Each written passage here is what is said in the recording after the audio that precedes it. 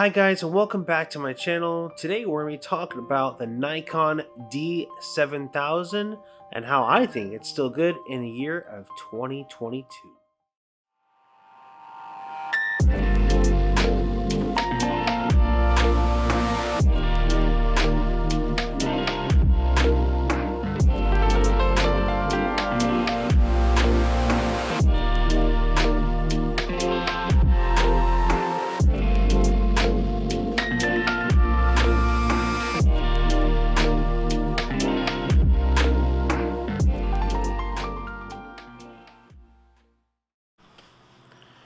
So I haven't been doing videos because I actually have been very sick, and I hope that everyone who is sick right now around the country is gonna be better. I hope you're all gonna be okay.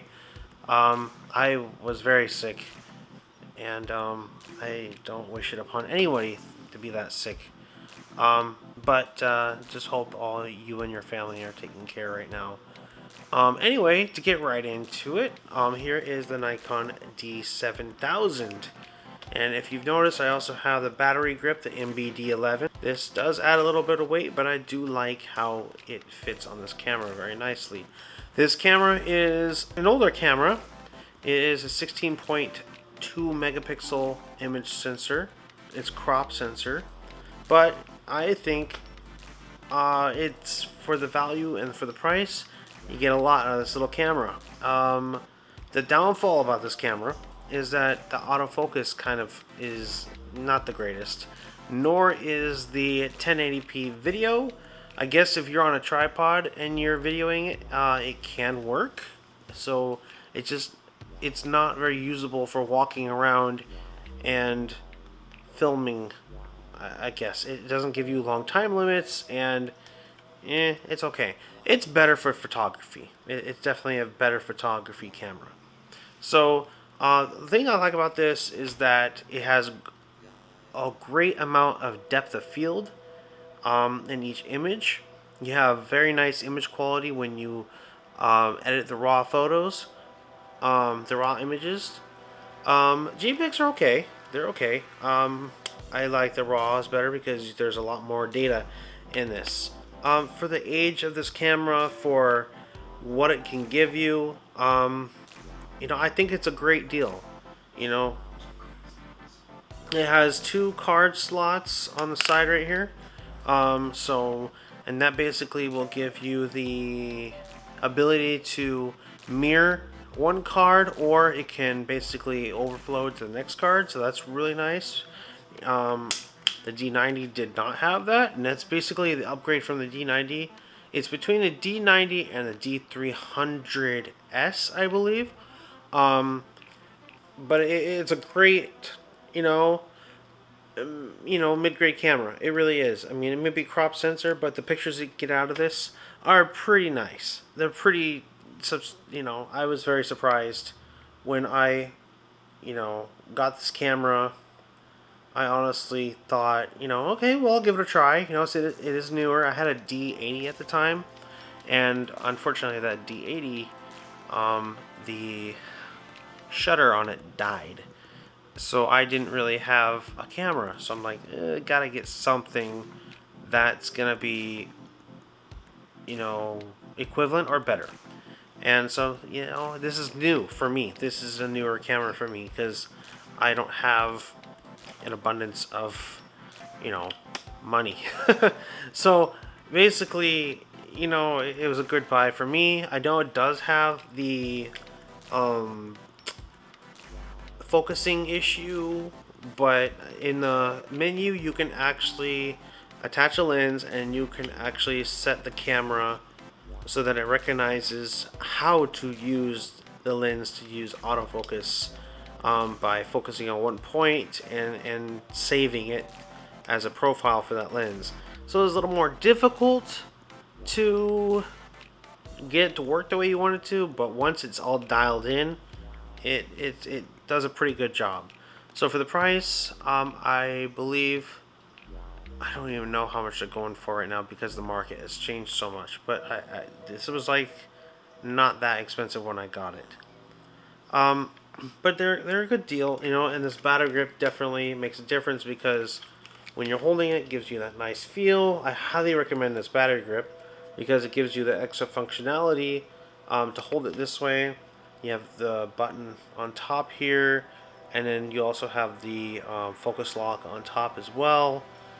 And then you have the extra battery life, of course. So definitely a must, I think, for this camera. Plus, it feels sturdier. It makes it feel like it's more a higher end camera. This camera, I feel, is a very sturdy camera.